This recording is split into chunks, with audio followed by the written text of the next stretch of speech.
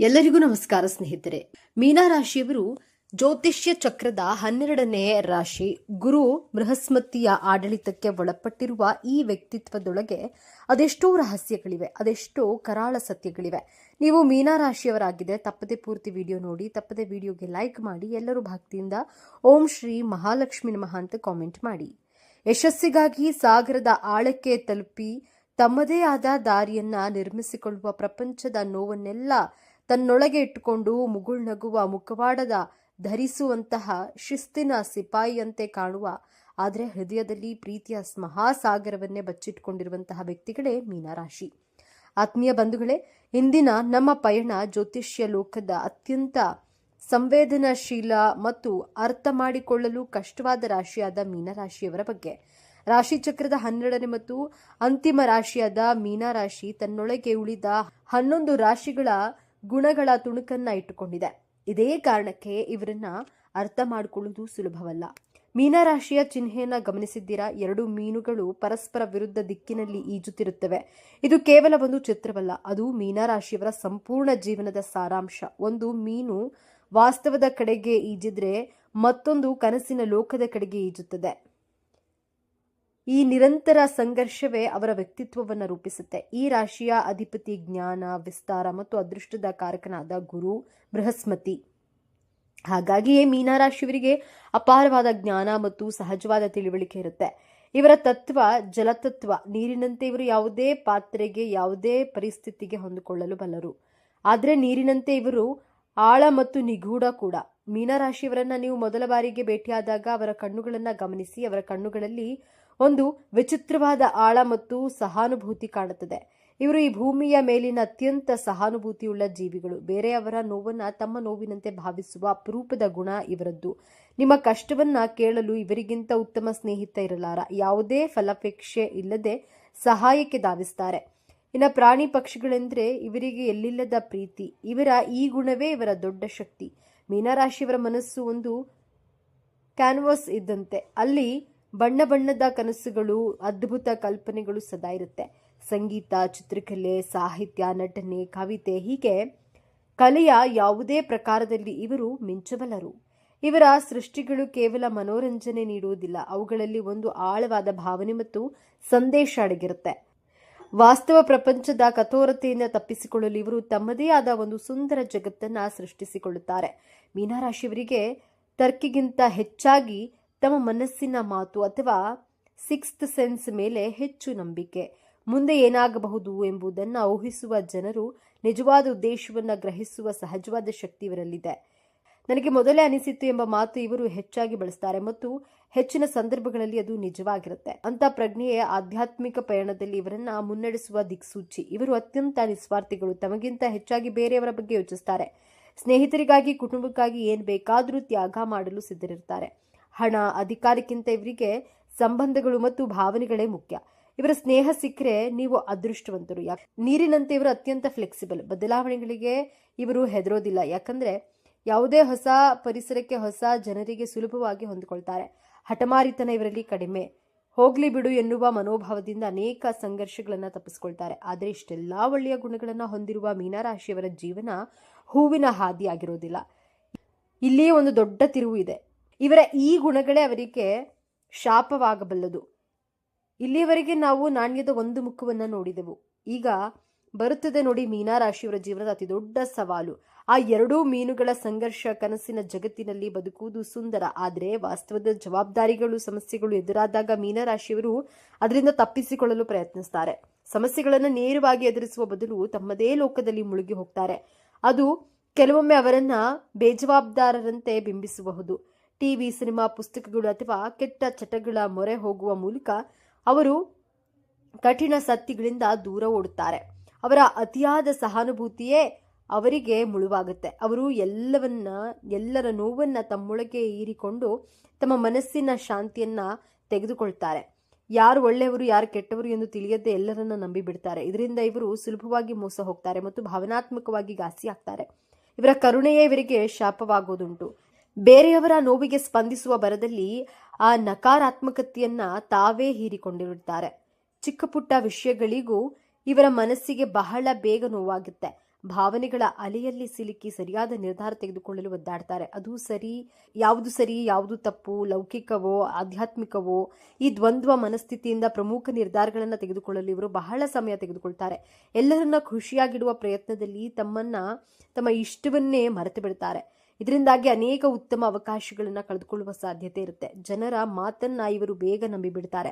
ಪ್ರಪಂಚದ ಎಲ್ಲರೂ ತಮ್ಮಂತೆ ಒಳ್ಳೆಯವರು ಎಂದು ಭಾವಿಸ್ತಾರೆ. ಇದರಿಂದಾಗಿಯೇ ಮೋಸ ಹೋಗ್ತಾರೆ. ಸ್ವಾರ್ಥಿಗಳು ಇವರನ್ನ ಬಳಸಿಕೊಳ್ಳುವ ಸಾಧ್ಯತೆಗಳು ಹೆಚ್ಚು. ಇವರ ಕರುಣೆಯನ್ನ ಜನ ದೌರ್ಬಲ್ಯವೆಂದು ಭಾವಿಸಬಹುದು.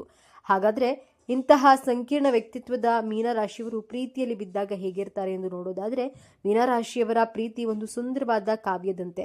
ಇವರು ಪ್ರೀತಿಯಲ್ಲಿ ಸಂಪೂರ್ಣವಾಗಿ ತಮ್ಮನ್ನ ತಾವು ಅರ್ಪಿಸಿಕೊಳ್ತಾರೆ. ಇವರಿಗೆ ಪ್ರೀತಿ ಅಂದ್ರೆ ಕೇವಲ ಡೇಟಿಂಗ್ ಅಥವಾ ಸಮಯ ಕಳೆಯುವುದಲ್ಲ, ಅದೊಂದು ಆತ್ಮಗಳ ಮಿಲನ ಮತ್ತು ತಮ್ಮ ಸಂಗಾತಿಯಿಂದ ಆತ್ಮ ಸಂಗಾತಿಯನ್ನ ಹುಡುಕ್ತಾರೆ.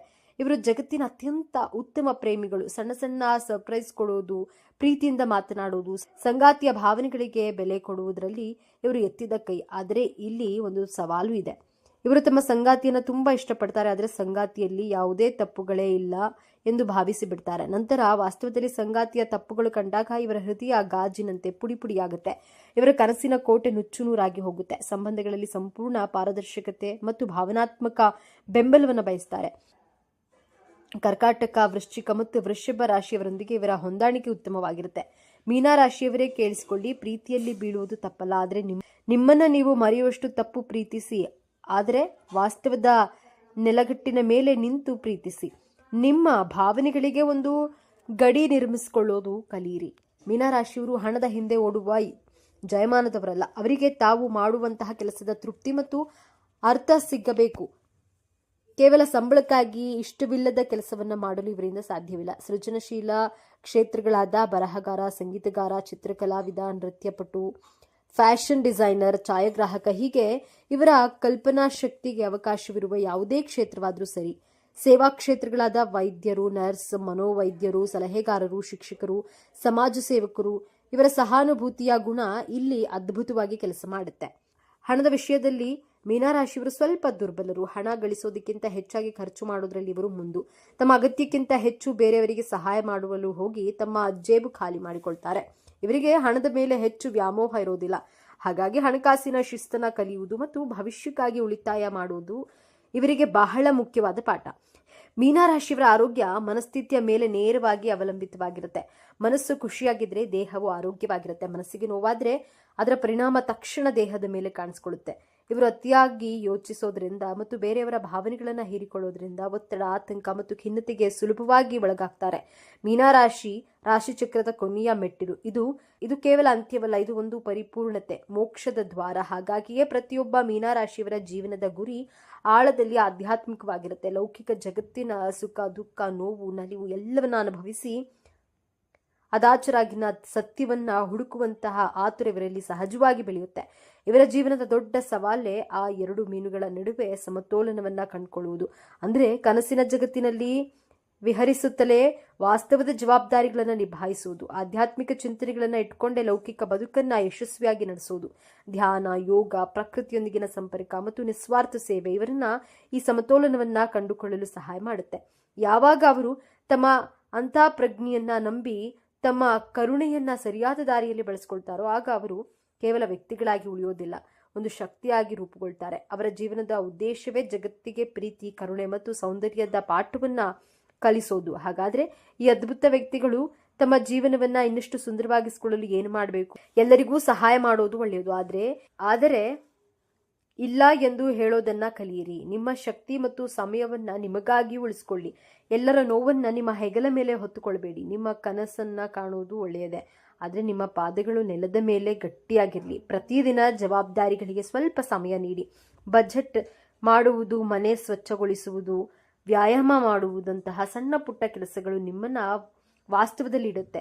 6ನೇ ಇಂದ್ರಿಯ ತುಂಬಾ ಶಕ್ತಿಯುತವಾಗಿರುತ್ತದೆ, ಅದು ನಿಮಗೆ ದಾರಿ ತೋರುತ್ತದೆ. ಆದರೆ ಕುರುಡರಾಗಿ ನಂಬಬೇಡಿ. ನಿಮ್ಮ ಅಂತಃಪ್ರಜ್ಞೆಯ ಮಾತನ್ನ ಕೇಳಿ, ಆದರೆ ತರ್ಕ ಮತ್ತು ವಾಸ್ತವಾಂಶಗಳೊಂದಿಗೆ ಅದನ್ನ ಪರಿಶೀಲಿಸಿ. ನಿಮ್ಮ ಮೃದು ಸ್ವಭಾವವನ್ನು ದುರುಪಯೋಗಪಡಿಸಿಕೊಳ್ಳುವ ಜನರಿಂದ ದೂರವಿರಿ. ನಿಮ್ಮನ್ನ ಪ್ರೀತಿಸಿ ಗೌರವಿಸುವ ಮತ್ತು ನಿಮ್ಮ ಬೆಳವಣಿಗೆಯನ್ನ ಬಯಸುವಂತಹ ಜನರೊಂದಿಗೆ ಸಮಯ ಕಳೆಯಿರಿ. ರಾಶಿ ಚಕ್ರವು ಮೇಷದಿಂದ ಪ್ರಾರಂಭವಾಗಿ ಜಗತ್ತಿನ ಎಲ್ಲಾ ಪಾಠಗಳನ್ನು ಕಲಿತು ಅಂತಿಮವಾಗಿ ಮೀನರಾಶಿಯಲ್ಲಿ ಲೀನವಾಗುತ್ತೆ. ಹಾಗಾಗಿ ಮೀನರಾಶಿಯವರು ಹಳೆಯ ಆತ್ಮಗಳು. ಇವರು ಕರುಣೆ, ಕ್ಷೇಮ ಮತ್ತು ನಿಸ್ವಾರ್ಥ ಪ್ರೀತಿಯ ನಿಜವಾದ ಅರ್ಥವನ್ನ ಜಗತ್ತಿಗೆ ಕಲಿಸಲು ಬಂದವರು. ಹೌದು, ಇವರು ಕನಸುಗಾರರು. ಆದರೆ ನೆನಪಿಡಿ, ಕನಸು ಕಾಣುವವರು ಮಾತ್ರವೇ ಜಗತ್ತನ್ನ ಬದಲಾಯಿಸಲು ಸಾಧ್ಯ. ಇವರ ಭಾವನಾತ್ಮಕ ಆಳವೇ ಇವರ ದೊಡ್ಡ ಶಕ್ತಿ. ಮೀನರಾಶಿಯವರೇ, ನೀವು ದುರ್ಬಲರಲ್ಲ. ನೀವು ನೀರಿನಂತೆ. ನೀರು ಮೃದುವಾಗಿ ಕಾಣಬಹುದು, ಆದರೆ ಅದಕ್ಕೆ ಕಲ್ಲನ್ನ ಸೀಳುವ ಶಕ್ತಿ ಇದೆ. ನಿಮ್ಮ ಕರುಣೆ ಮತ್ತು ಸೃಜನಶೀಲತೆಯೇ ನಿಮ್ಮ ಆಯುಧ. ನಿಮ್ಮ ಕನಸಿನ ಲೋಕ ಮತ್ತು ಈ ವಾಸ್ತವದ ಜಗತ್ತಿನ ನಡುವೆ ಒಂದು ಸುಂದರ ಸೇತುವೆಯನ್ನು ನಿರ್ಮಿಸಿ, ಆಗ ನಿಮ್ಮ ಜೀವನವು ಒಂದು ಅದ್ಭುತ ಕಾವ್ಯವಾಗುತ್ತದೆ. ಇದೇ ತರಹದ ಜ್ಯೋತಿಷ್ಯಕ್ಕೆ ಸಂಬಂಧಪಟ್ಟಂತಹ ವಿಡಿಯೋ ನೋಡಲು ನಮ್ಮ ಚಾನೆಲ್ಗೆ ಸಬ್ಸ್ಕ್ರೈಬ್ ಆಗಿ. ಮೀನರಾಶಿಯವರಿಗೆ ದೇವರು ಕೊಟ್ಟಿರುವಂತಹ ಅದೃಷ್ಟ ಹಾಗೂ ಶಕ್ತಿಯುತವಾದ ವರ ಯಾವುದು ಎನ್ನುವುದರ ಬಗ್ಗೆ ನೋಡೋದಾದ್ರೆ, ಮೀನರಾಶಿಯವರಿಗೆ ಯಾವೆಲ್ಲ ಸ್ವಭಾವ ಇರುತ್ತದೆ, ಮೀನರಾಶಿಯವರ ಮುಂದಿನ ಜೀವನವನ್ನ ಹೇಗೆಲ್ಲ ನಡೆಸ್ತಾರೆ, ಮೀನರಾಶಿಯವರಿಗೆ ಹಣಕಾಸಿನ ವಿಚಾರದಲ್ಲಿ ಹೇಗೆಲ್ಲ ಅನುಕೂಲತೆಗಳು ಇರುತ್ತವೆ, ಮೀನರಾಶಿಯವರ ನಡತೆ ಹಾಗೂ ಸ್ವಭಾವ ಹೇಗಿರುತ್ತದೆ, ಮೀನರಾಶಿಯವರಿಗೆ ವಿದ್ಯಾಭ್ಯಾಸದ ಕುರಿತು ಮುಂದಿನ ಜೀವನ ಹೇಗಿರುತ್ತದೆ, ಮೀನರಾಶಿಯವರು ಇವರ ಕುಟುಂಬವನ್ನ ಹೇಗೆಲ್ಲ ನಿಭಾಯಿಸ್ತಾರೆ, ಈ ಎಲ್ಲಾ ವಿಚಾರಗಳ ಬಗ್ಗೆ ಈ ವಿಡಿಯೋದಲ್ಲಿ ಮೀನರಾಶಿಯವರ ಸಂಪೂರ್ಣ ಮಾಹಿತಿಯನ್ನ ತಿಳಿಯೋಣ. ಅದಕ್ಕೂ ಮುಂಚೆ ನೀವೇನಾದರೂ ದೇವರು ಮತ್ತು ಜ್ಯೋತಿಷ್ಯ ಶಾಸ್ತ್ರವನ್ನ ನಂಬೋದಾದ್ರೆ ಈ ವಿಡಿಯೋಗೆ ಈಗಲೇ ಲೈಕ್ ಮಾಡಿ ಮತ್ತು ತಪ್ಪದೆ ನಮ್ಮ ಚಾನೆಲ್ಗೆ ಸಬ್ಸ್ಕ್ರೈಬ್ ಮಾಡಿಕೊಳ್ಳಿ. ಹೌದು ಸ್ನೇಹಿತರೆ, ಮೀನರಾಶಿಯವರಿಗೆ ದೇವರು ಕೊಟ್ಟಿರುವಂತಹ ಅದೃಷ್ಟ ಹಾಗೂ ಶಕ್ತಿಯುತವಾದ ವರಗಳು ಯಾವುದೆಂದು ನೋಡೋಣ. ಮೀನರಾಶಿಯವರು ಯಾವಾಗಲೂ ಕೂಡ ಓಡಾಡಿಕೊಂಡೇ ಇರ್ತಾರೆ. ಯಾವ ರೀತಿ ಅಂದ್ರೆ, ನೀರಿನಲ್ಲಿ ಮೀನಿನ ಹೆಜ್ಜೆಯನ್ನ ಹೇಗೆ ಕಂಡು ಹಿಡಿಯೋಕೆ ಆಗಲ್ವೋ ಅದೇ ರೀತಿಯಾಗಿ ಮೀನರಾಶಿಯವರು ಎಲ್ಲೆಲ್ಲಿ ಸುತ್ತುತ್ತಾರೋ ಎನ್ನುವುದನ್ನ ಸಹ ಕಂಡು ಹಿಡಿಯಲು ಸಾಧ್ಯವಿಲ್ಲ. ಆ ರೀತಿಯಾಗಿ ಒಂದು ಕಡೆಯಿಂದ ಇನ್ನೊಂದು ಕಡೆ, ಇನ್ನೊಂದು ಕಡೆಯಿಂದ ಮತ್ತೊಂದು ಕಡೆ, ಮತ್ತೊಂದು ಕಡೆಯಿಂದ ಮಗದೊಂದು ಕಡೆ, ಹೀಗೆ ಸುತ್ತುವುದೇ ಇವರಿಗೆ ಹವ್ಯಾಸವಾಗಿರುತ್ತದೆ ಎಂದೇ ಹೇಳಲಾಗುತ್ತೆ. ಮೀನರಾಶಿಯವರು ಒಂದು ಕಡೆ ಯಾವುದೇ ಕಾರಣಕ್ಕೂ ಸಹ ಕೂರೋದಿಲ್ಲ. ನೀರಿನಲ್ಲಿ ಮೀನು ಹೇಗೆಲ್ಲ ಓಡಾಡುತ್ತದೆಯೋ ಅದೇ ರೀತಿಯಾಗಿ ಇವರು ಸಹ ತುಂಬಾನೇ ಓಡಾಡಿಕೊಂಡೇ ಇರ್ತಾರೆ. ಮೀನರಾಶಿಯವರಿಗೆ ಬುದ್ಧಿ ಎನ್ನುವುದು ಸ್ವಲ್ಪ ಜಾಸ್ತಿ ಇರುತ್ತದೆ. ಮೀನರಾಶಿಯವರು ಟ್ಯಾಲೆಂಟ್ ಜೊತೆಗೆ ಇಂಟೆಲಿಜೆಂಟ್ ಸಹ ಆಗಿರ್ತಾರೆ. ಹಾಗೆಯೇ ಇವರಿಗೆ ಜನರಲ್ ನಾಲೆಡ್ಜ್ ಅನ್ನೋದು ತುಂಬಾನೇ ಜಾಸ್ತಿ ಇರುತ್ತೆ. ಬೇರೆ ರಾಶಿಯವರಿಗೆ ಹೋಲಿಸಿಕೊಂಡ್ರೆ ಈ ಮೀನರಾಶಿಯವರು ನೋಡಲು ತುಂಬಾ ಸೈಲೆಂಟ್ ಆಗಿರ್ತಾರೆ. ಆದರೆ ಇವರಿಗೆ ಬುದ್ಧಿಶಕ್ತಿ ಅನ್ನೋದು ಸ್ವಲ್ಪ ಜಾಸ್ತಿಯೇ ಆಗಿರುತ್ತದೆ. ಮೀನರಾಶಿಯವರು ಎಷ್ಟು ಸೈಲೆಂಟ್ ಆಗಿರ್ತಾರೆ ಅಂದ್ರೆ, ಅವರಿಗೆ ಏನು ಗೊತ್ತೇ ಇಲ್ವೇನೋ, ಇವರು ಏನನ್ನೂ ಸಹ ತಿಳಿದುಕೊಂಡಿಲ್ವೇನೋ ಅನ್ನೋ ತರ ಇರ್ತಾರೆ. ಆದರೆ ಮೀನರಾಶಿಯವರ ಟ್ಯಾಲೆಂಟ್ ಏನು ಅನ್ನೋದು ಇವರನ್ನ ಅರ್ಥ ಮಾಡ್ಕೊಂಡವರಿಗೆ ಮಾತ್ರ ಗೊತ್ತಿರುತ್ತೆ. ಅಷ್ಟು ಜ್ಞಾನವಂತರು ಈ ಮೀನರಾಶಿಯವರು. ಇನ್ನು ಮೀನರಾಶಿಯಲ್ಲಿ ಹುಟ್ಟಿದವರು ತುಂಬಾನೇ ಅದೃಷ್ಟವಂತರು ಎಂದೇ ಹೇಳಬಹುದು. ಇವರಂತಹ 12 ರಾಶಿಗಳಲ್ಲಿ ಈ ಒಂದು ಮೀನರಾಶಿಯವರು ಬಹಳ ಅದ್ಭುತವಂತರು. ಯಾಕಂದ್ರೆ ಇವರು ಜಾಸ್ತಿ ಮಾತನಾಡೋದಿಲ್ಲ, ಎಷ್ಟು ಬೇಕೋ ಅಷ್ಟೇ ಮಾತನಾಡ್ತಾರೆ. ಹಾಗೆಯೇ ಅತ್ಯಂತ ಬುದ್ಧಿಶಕ್ತಿ ಹಾಗೂ ಜ್ಞಾನವಂತರಾಗಿರ್ತಾರೆ. ಅದೇ ತಾನೇ ಮನುಷ್ಯನಿಗೆ ಮುಖ್ಯವಾಗಿ ಬೇಕಾಗಿರೋದು. ಸೈಲೆಂಟ್ ಆಗಿಯೇ ಇದ್ದು ಸಕ್ಸಸ್ ಕಾಣುವಂಥದ್ದು. ಇದೇ ರೀತಿಯಾಗಿ ಮೀನರಾಶಿಯವರು ಇರುವಂಥದ್ದು. ಯಾವುದೇ ಜಗಳಕ್ಕೆ ಹೋಗೋದಿಲ್ಲ, ಯಾವುದೇ ರೀತಿಯಾದಂತಹ ಭಿನ್ನಾಭಿಪ್ರಾಯ ಮಾಡಿಕೊಳ್ಳಲ್ಲ, ಯಾರಿಗೂ ಸಹ ಕೆಟ್ಟದನ್ನ ಬಯಸೋದಿಲ್ಲ. ಪ್ರತಿಯೊಬ್ಬರಿಗೂ ಇವರೇ ಒಳ್ಳೆಯದನ್ನ ಮಾಡಿಕೊಂಡು ಬರುವಂತಹ ಗುಣ ಇವರದ್ದಾಗಿರುತ್ತೆ. ಹಾಗೆಯೇ ಇವರ ಜೀವನದಲ್ಲಿ ಓಡಾಡಿಕೊಂಡು ಕಷ್ಟಪಟ್ಟು ಇವರ ಜೀವನವನ್ನ ಇವರೇ ಉದ್ಧಾರ ಮಾಡಿಕೊಳ್ಳುವುದರ ಕಡೆ ತುಂಬಾನೇ ಗಮನವನ್ನ ಕೊಡ್ತಾರೆ ಎಂದೇ ಹೇಳಬಹುದು. ಹಾಗಾಗಿ ಮೀನರಾಶಿಯಲ್ಲಿ ಹುಟ್ಟಿರುವಂತಹವರು ತುಂಬಾನೇ ಅದೃಷ್ಟವಂತರಾಗಿರ್ತಾರೆ. ಇನ್ನು ಮೀನರಾಶಿಯವರಿಗೆ ಎಲ್ಲಾ ರೀತಿಯಾದಂತಹ ಯೋಗಗಳು, ಭೋಗಗಳು ಅನ್ನೋದು ಸಿಕ್ಕೇ ಸಿಗುತ್ತೆ. ಅದಕ್ಕಾಗಿಯೇ ಇವರನ್ನ ಅದೃಷ್ಟವಂತರು ಎಂದೇ ಹೇಳಬಹುದು. ಎಲ್ಲಾ ರೀತಿಯ ಯೋಗಗಳು ಅಂದ್ರೆ ಇವರು ಕೆಲಸ ಮಾಡೋದ್ರಲ್ಲಿ ಲಾಭ ಆಗುತ್ತದೆ, ಜೀವನದಲ್ಲಿ ನೆಮ್ಮದಿ ಇರುತ್ತೆ, ಹಾಗೆ ಕಷ್ಟ ಸುಖ ಇರುತ್ತದೆ. ಇದರ ಜೊತೆಗೆ ಎಲ್ಲಾ ರೀತಿಯಾದಂತಹ ಯೋಗ ಅನ್ನೋದನ್ನ ಈ ರಾಶಿಯವರು ನೋಡಿರ್ತಾರೆ. ಇನ್ನು ದಾಂಪತ್ಯ ಜೀವನ ಅನ್ನೋದು ಈ ರಾಶಿಯವರಿಗೆ ತುಂಬಾನೇ ಚೆನ್ನಾಗಿರುತ್ತದೆ. ಗಂಡ ಹೆಂಡತಿ ಆಗಿರಬಹುದು, ಕುಟುಂಬ ಜೀವನ ಆಗಿರಬಹುದು, ತಂದೆ ತಾಯಿ ಆಗಿರಬಹುದು, ಇವರ ತಾಳ್ಮೆಯೇ ಇವರ ಕುಟುಂಬದಲ್ಲಿ ಯಾವುದೇ ರೀತಿಯಾದಂತಹ ಜಗಳಗಳು ಹಾಗೂ ತೊಂದರೆಗಳನ್ನ ಬಾರದೇ ಇರೋ ರೀತಿಯಲ್ಲಿ ನೋಡಿಕೊಳ್ತಾರೆ. ಇವರ ತಾಳ್ಮೆಯೇ ಕಾಪಾಡುತ್ತದೆ. ಹಾಗಾಗಿ ಗಂಡ ಹೆಂಡತಿ ನಡುವೆ ಸಾಮರಸ್ಯ ಅನ್ನೋದು ಚೆನ್ನಾಗಿರುತ್ತೆ. ಯಾವಾಗ್ಲೂ ಗುದ್ದಾಟ ಮಾಡೋದು, ಜಗಳ ಆಡೋದು ಈ ತರ ಏನೂ ಇರೋದಿಲ್ಲ.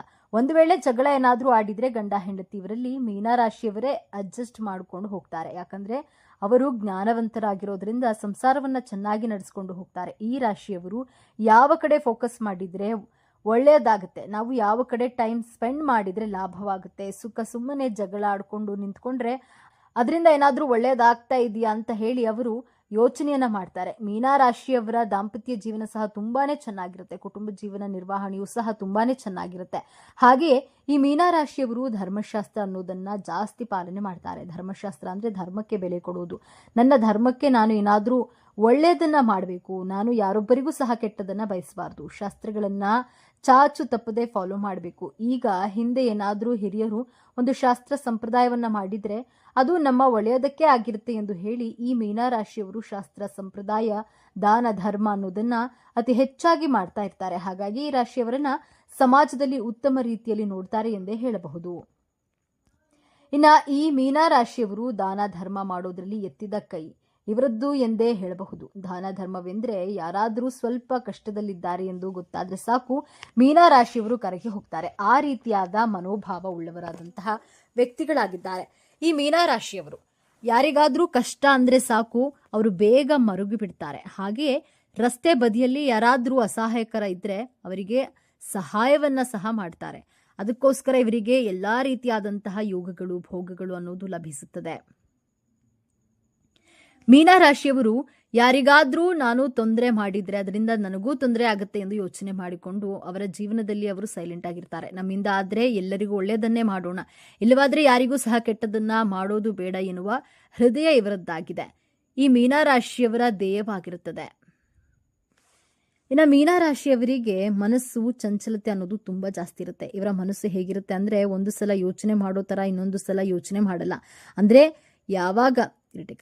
ಇವಾಗ ಇರುವ ಬುದ್ಧಿ ಸ್ವಲ್ಪ ಸಮಯದ ನಂತರ ಇರೋದಿಲ್ಲ. ಈ ಮೀನರಾಶಿಯವರು ಸರಿಯಾಗಿ ಯೋಚನೆ ಮಾಡಿ ನಿರ್ಧಾರ ತೆಗೆದುಕೊಳ್ಳೋದಿಲ್ಲ. ಚಂಚಲತೆ ಅನ್ನೋದು ತುಂಬಾನೇ ಜಾಸ್ತಿ ಇರುತ್ತೆ. ಈ ಮೀನರಾಶಿಯವರು ಯಾವುದೇ ವಿಚಾರದಲ್ಲಿ ನಿರ್ಧಾರವನ್ನ ತೆಗೆದುಕೊಳ್ಳಲು ನಾನು ಈ ರೀತಿಯಾಗಿ ಮಾಡ್ಲಾ ಇಲ್ವೇ ಆ ರೀತಿಯಾಗಿ ಮಾಡ್ಲಾ, ಈ ನಿರ್ಧಾರವನ್ನ ತೆಗೆದುಕೊಳ್ಳ ಬೇಡವಾ ಎನ್ನುವುದನ್ನ ಇವರು ಕರೆಕ್ಟ್ ಆಗಿ ಪರ್ಫೆಕ್ಟ್ ಆಗಿ ಮಾಡಲು ಕಷ್ಟವಾಗುತ್ತದೆ. ಮನಸ್ಸಿನಲ್ಲಿ ಚಂಚಲ ಅನ್ನೋದು ಇವರಿಗೆ ಜಾಸ್ತಿನೇ ಇಟ್ಕೊಂಡಿರೋದ್ರಿಂದ ನಿರ್ಧಾರಗಳನ್ನ ಸ್ವಲ್ಪ ಚಂಚಲತೆಯಿಂದಲೇ ಮಾಡ್ತಾರೆ. ಇನ್ನು ಮೀನರಾಶಿಯವರಿಗೆ ದುಸ್ವಭಾವ ಗುಣ ಜಾಸ್ತಿನೇ ಎಂದೇ ಹೇಳಬಹುದು. ಮೊದಲೇ ಹೇಳಿದಂತೆ ಒಂದು ಸಲ ಈ ತರ ಯೋಚನೆ ಮಾಡಿದ್ರೆ ಇನ್ನೊಂದು ಸಲ ಇನ್ನೊಂದು ತರ ಯೋಚನೆ ಮಾಡ್ತಾರೆ. ಆ ರೀತಿಯಾಗಿ ಯೋಚನೆ ಮಾಡೋದ್ರಿಂದಾನೇ ಇವರಿಗೆ ಮೈನಸ್ ಪಾಯಿಂಟ್ ಆಗಿರುತ್ತದೆ. ಇವರ ಜೀವನದಲ್ಲಿ ಇವರ ಕುಟುಂಬವನ್ನ ತುಂಬಾ ಚೆನ್ನಾಗಿ ನೋಡ್ಕೊಳ್ತಾರೆ. ಈ ರಾಶಿಯವರು ಕುಟುಂಬದಲ್ಲಿ ಯಾವುದೇ ತರಹದ ಕಲಹಗಳನ್ನ ಮಾಡಿಕೊಳ್ಳಲ್ಲ. ನನ್ನ ಕುಟುಂಬವೇ ನನಗೆ ಮೊದಲು ಎನ್ನುವ ರೀತಿಯಲ್ಲಿ ಕುಟುಂಬಕ್ಕೆ ಪ್ರಿಫರೆನ್ಸ್ ಕೊಡ್ತಾರೆ. ಆ ರೀತಿಯಾಗಿ ಅವರು ಕುಟುಂಬವನ್ನ ನೋಡ್ಕೊಳ್ತಾರೆ. ಯಾವುದೇ ರೀತಿಯಾದಂತಹ ಜಗಳಗಳು ಅನ್ನೋದು ತೀರಾ ಕಡಿಮೆ ಇರುತ್ತೆ. ಜೊತೆಗೆ ಕುಟುಂಬದ ಸದಸ್ಯರನ್ನ ಪ್ರೀತಿಯಿಂದ ಕಾಣ್ತಾರೆ. ಈ ಮೀನರಾಶಿಯವರು ಬೇಗ ಈಸಿಯಾಗಿ ಎಲ್ಲರನ್ನ ನಂಬಿಬಿಡ್ತಾರೆ. ಹಾಗೆ ನಂಬಿ ಅಷ್ಟೇ ಬೇಗ ಮೋಸ ಹೋಗ್ತಾರೆ. ಇವರು ಈಸಿಯಾಗಿ ಪ್ರತಿಯೊಬ್ಬರನ್ನ ಇವರೆಲ್ಲರೂ ನಮ್ಮವರೇ, ಎಲ್ಲರೂ ನನ್ನವರೇ ಎಂದು ತುಂಬಾನೇ ಪ್ರೀತಿಯಿಂದ ನಂಬಿಬಿಡ್ತಾರೆ. ಆದರೆ ಈ ರೀತಿಯಾಗಿ ನಂಬೋದ್ರಿಂದ ಇವರ ಜೀವನದಲ್ಲಿ ಇವರಿಗೆ ನಂಬಿಕೆ ದ್ರೋಹ ಅನ್ನೋದನ್ನ ಇವರ ಜೊತೆಯಲ್ಲೇ ಇದ್ದವರು ಮಾಡ್ತಾರೆ. ಅವರು ಯಾರಾದ್ರೂ ಸರಿ ಅಥವಾ ಇವರಿಗೆ ಯಾರೇ ಸಿಗಲಿ ಅವರನ್ನ ನಂಬಿಬಿಡ್ತಾರೆ. ಮೀನರಾಶಿಯವರನ್ನ ಯಾರಾದ್ರೂ ಏನಾದ್ರೂ ಚೆನ್ನಾಗಿ ಮಾತನಾಡಿಸಿದ್ರೆ ಸಾಕು ಅವರನ್ನ ವೇಗವಾಗಿ ನಂಬಿಡ್ತಾರೆ. ಹಾಗೆಯೇ ನಂಬಿಸಿದ ವ್ಯಕ್ತಿ ಇವರಿಗೆ ನಂಬಿಕೆ ದ್ರೋಹ, ಮೋಸ, ವಂಚನೆ ಈ ಎಲ್ಲವನ್ನ ಸಹ ಮಾಡಿ ಹೊರಟು ಹೋಗ್ತಾರೆ. ಮೀನರಾಶಿಯವರು ನಿಮ್ಮ ಸ್ನೇಹಿತರ ಜೊತೆ ಸುತ್ತಾಡೋದನ್ನ ಜಾಸ್ತಿ ಮಾಡ್ತಾರೆ. ಅಂದ್ರೆ ನಿನ್ನ ಕಾಲಿನಲ್ಲಿ ಚಕ್ರ ಏನಾದ್ರೂ ಇದೆಯಾ ಎಂದು ಕೇಳ್ತಾರಲ್ಲ, ಆ ರೀತಿಯಾಗಿ ಸುತ್ತಾರೆ. ಮೀನರಾಶಿಯವರು ಮೊದಲೇ ಓಡಾಟ ಮಾಡೋದು ತುಂಬಾ ಜಾಸ್ತಿ ಇರೋದ್ರಿಂದ ಅವರ ಕೆಲಸಗಳನ್ನ ಬಿಟ್ಟು ಫ್ರೆಂಡ್ಸ್ಗಳ ಜೊತೆ ಜಾಸ್ತಿ ಸುತ್ತಾಡೋದನ್ನ ಮಾಡ್ತಾರೆ. ಅಷ್ಟು ಹೃದಯವಂತರು. ಮೀನರಾಶಿಯವರು ಕುಟುಂಬದವರಿಗೆ ಅಥವಾ ಯಾರಾದ್ರೂ ಪರಿಚಯ ಆದ್ರೆ ಅವರನ್ನ ನಂಬಿಬಿಡ್ತಾರೆ. ಅವರಿಗಾಗಿ ಅತಿ ಹೆಚ್ಚು ಹಣವನ್ನ ಖರ್ಚು ಮಾಡ್ತಾರೆ. ಯಾರಾದ್ರೂ ಹಣದ ಸಹಾಯ ಕೇಳಿದ್ರೆ ಇವರಿಂದ ಎಷ್ಟಾಗುತ್ತೋ ಅಷ್ಟು ಸಹಾಯವನ್ನ ಮಾಡೇ ಮಾಡ್ತಾರೆ. ಈ ರಾಶಿಯವರಿಗೆ ಹಣಕ್ಕಿಂತ ಜನ ಮುಖ್ಯ ಎಂದು ನಂಬ್ತಾರೆ. ಮೀನರಾಶಿಯವರು ಹೆಚ್ಚು ಓಡಾಡ್ತಾರೆ ಅಂದ್ರೆ ಖರ್ಚು ಸಹ ಜಾಸ್ತಿಯೇ ಇರುತ್ತೆ ಅಲ್ವಾ. ಹಾಗಾಗಿ ಈ ಮೀನರಾಶಿಯವರು ತಮ್ಮ ಖರ್ಚುಗಳ ಬಗ್ಗೆ ಸ್ವಲ್ಪ ನಿಯಂತ್ರಣ ಅನ್ನೋದನ್ನ ಇಟ್ಕೊಳ್ಬೇಕು. ಮೀನರಾಶಿಯವರು ಜೀವನದಲ್ಲಿ ಸಾಧನೆ ಮಾಡಲೇಬೇಕು ಎಂದು ಹೋರಾಟ ಮಾಡೋದೇ ಜಾಸ್ತಿ. ಇವರು ಓಡಾಡ್ತಾರೆ ಅಂದ್ರೆ ಇವರು ಸುಮ್ಮನೆ ಖಾಲಿ ಪೋಲಿ ಬಿದ್ದು ಓಡಾಡಲ್ಲ. ಇವರು ತಮ್ಮ ಜೀವನದಲ್ಲಿ ಏನಾದ್ರೂ ಸಾಧನೆ ಮಾಡಲೇಬೇಕು ಅನ್ನುವಂತಹ ಗುರಿಯನ್ನ ಇಟ್ಟುಕೊಂಡಿರ್ತಾರೆ. ಇಷ್ಟಪಟ್ಟು ಕಷ್ಟಪಟ್ಟು ದುಡಿಯಬೇಕು ಎನ್ನುವ ಆಲೋಚನೆ ಇಟ್ಟುಕೊಂಡು ಒಂದು ಸ್ಥಳದಿಂದ ಇನ್ನೊಂದು ಸ್ಥಳಕ್ಕೆ ಹೋಗಿ ಕಷ್ಟಪಟ್ಟು ದುಡಿಯುವ ಮಾರ್ಗವನ್ನ ಕಂಡುಕೊಂಡಿರ್ತಾರೆ. ಈ ಮೀನಾ ರಾಶಿಯವರು ತುಂಬಾನೇ ಓಡಾಡೋದು ಮಾಡ್ತಾರೆ. ಹಾಗಾಗಿ ಇವರ ಜೀವನದಲ್ಲಿ ಸಕ್ಸಸ್ ಅನ್ನೋದನ್ನ ಬಹುಬೇಗ ಕಾಣ್ತಾರೆ ಎಂದೇ ಹೇಳಬಹುದು. ಒಟ್ಟಿನಲ್ಲಿ ಮೀನಾ ರಾಶಿಯವರು ತುಂಬಾನೇ ಓಡಾಡ್ತಾರೆ, ಕಷ್ಟಪಟ್ಟು ದುಡಿತಾರೆ, ದುಡಿದ ಹಣವನ್ನ ಸ್ವಲ್ಪ ಸಹಾಯ ಮಾಡ್ತಾರೆ, ಉಳಿದ ಹಣವನ್ನ ಕುಟುಂಬಕ್ಕಾಗಿ ಮೀಸಲಿಡ್ತಾರೆ, ಎಲ್ಲಾ ರೀತಿಯ ಆನಂದವನ್ನ ಅನುಭವಿಸ್ತಾರೆ. ನಿಜಕ್ಕೂ ನೀವು ಅದೃಷ್ಟವಂತರು ಎಂದೇ ಹೇಳಬಹುದು. ನೋಡಿದ್ರಲ್ಲ ಸ್ನೇಹಿತರೆ, ಮೀನಾ ರಾಶಿಯವರಿಗೆ ದೇವರು ಕೊಟ್ಟಿರುವಂತಹ ಅದೃಷ್ಟ ಹಾಗೂ ಶಕ್ತಿಯುತವಾದ ವರಗಳನ್ನ ನೀವು ಮೀನಾ ರಾಶಿಯವರಾಗಿದ್ದರೆ ಓಂ ನಮಃ ಶಿವಾಯಿ ಎಂದು ಬರೆದು ತಪ್ಪದೇ ಕಾಮೆಂಟ್ ಮಾಡಿ. ಈ ವಿಡಿಯೋ ಮಾಹಿತಿಯನ್ನು ಲೈಕ್ ಮಾಡಿ, ಶೇರ್ ಮಾಡಿ, ತಪ್ಪದೇ ನಮ್ಮ ಚಾನಲ್ಗೆ ಸಬ್ಸ್ಕ್ರೈಬ್ ಮಾಡಿಕೊಳ್ಳಿ. ಧನ್ಯವಾದಗಳು.